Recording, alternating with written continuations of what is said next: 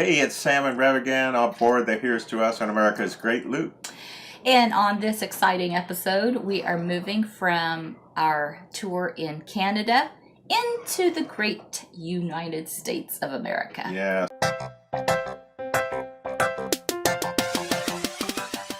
Going back home. Yeah, we left a great anchorage in man. East Grant Island. Awesome. And tell them about the anchor. Okay, it's significant because we pulled the anchor up with the foot pedal like you're supposed to do, and there wasn't any mud, there wasn't any clay, there weren't any weeds. It was truly the perfect anchorage. It was pristine. Yes, it was. A pristine anchorage, it was really great. So anyway, we set sail. We left that anchorage, Yeah. and went on the North Channel. Yeah. North Channel. Staying in the North Channel. And it was a beautiful day. We ran at about 9 miles an hour, 10 miles an hour. Hardly any waves. We could see the United States up in the distance. Maneuvered around a couple islands. Some shallow water getting out of there, but not too shallow. About maybe, I guess the most I saw, or the least I saw, was about 11 feet.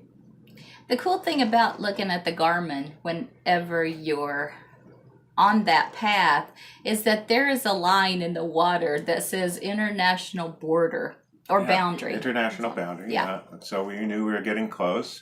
And so we were checking our cell signal so that we could check in. Right. A couple of weeks, I would say, before we went into Canada, I downloaded an app called CBP ROAM. And that stands for Customs Borders Patrol. Customs and Border Patrol app. And Rev is a whiz at this stuff. She registered us and got it all ready, and then we reviewed the day before what we were going to do. So when you download the app, you put information, like we put information about ourselves, our passport numbers. We became verified travelers, and that just makes the process smoother when you're trying to get back into the U.S. We also had to enter boat information, the name and make and everything, our registration as far as our boat goes.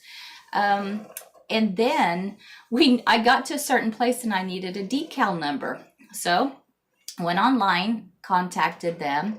Well, they were about 12 weeks behind in sending out decals. And this decal goes on the outside of your boat. So after we freaked out and found out it wasn't a big deal. As long as you have the number. As long as you have the number. So we didn't have the actual physical decal. But, Right. So in the app, as soon as it took about a week for them to send that email. So I entered that into the app and then we were ready to go. So we're out there in the water. We passed the boundary. I checked my T-Mobile phone, and thank you, T-Mobile, had service out there in the water. We hit the report arrival button and we're ready to start the process. So you have to answer some questions, that we are, Sam is the boat master. The master. Yes. Don't you forget it. Whatever. And then that I'm a traveler on the boat and that there's nobody else here on board with us. And then we had to answer some questions, the same kind of questions you answer when you're on an airplane and you're getting ready to go in another country. Things like, do you have $10,000 in your possession? Do you have any smuggled exotic meats or vegetables, stuff like that, the standard questions. And then the next screen was, you've been accepted, you're in the queue, the agent might want to do a video chat with you. And sure enough, he did. Yep. And so... Shout out to Officer Lehigh. Right. So on this video chat in the app, you can see your pictures because we're sitting in front of the camera at the top, and we saw Officer Lehigh. He was just an icon at the bottom. And I could not hear him.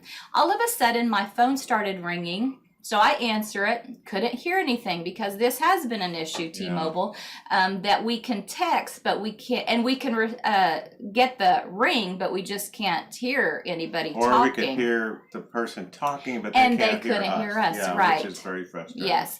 So I hung up, I went back to the app, I could still see us on the top, him on the bottom, and then Sam's phone rang. So remember I told you I put all that information about us in the app, so that's how he had our phone numbers. And same thing, he could not hear we could not hear him talking. So Sam was texting him our alternate phone because we did get a Verizon cell as a backup. And at that time, I squinted because I did not have my reading glasses on. I squinted, and at the bottom, I saw this like a microphone. It had a red X or something. So I undid that. Then we could hear Officer Lehigh. Yeah. So anyway, we got all the That questions. was my fault. Yeah. Don't make that same mistake that I made. But I highly recommend the CBP ROAM app. Yes. Another thing that we did was after we did that, we took all our signs down. We But wait. One more had thing. a few signs. One more thing. That Right? After you make that call with him, you're not official, even though your phone says you're okay. It's not official until the agent emails you your clearance number. And so he did that within a few minutes. And so that's when you're officially back. All right, go ahead with your signs. So for those of you who are wondering about, the Trent Severn and all, we had Trent Severn passes and decals. We took those down. We had this on there that has all our registration numbers, and also took down the Canada flag, which is a little sad. So goodbye, Canada. Yeah, goodbye. We'll be back again someday. Okay, very good. Right.